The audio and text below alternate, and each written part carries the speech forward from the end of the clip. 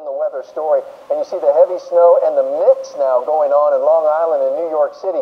The heavier snow at this hour has been inland, just off the shores a couple of miles, really, about 10 or 20 miles. That low pressure system, the nor'easter that's moving up towards Boston, will continue to bring a band of very heavy snow, especially upstate New York and then eventually into Maine and New Hampshire. As far as how much more snow, we're thinking as much as 5 to 7 inches up from Philadelphia, New York, and Hartford, about 9 inches, and we're still forecasting up to 2 feet just inland there in upstate New York going into Vermont. A very big storm system and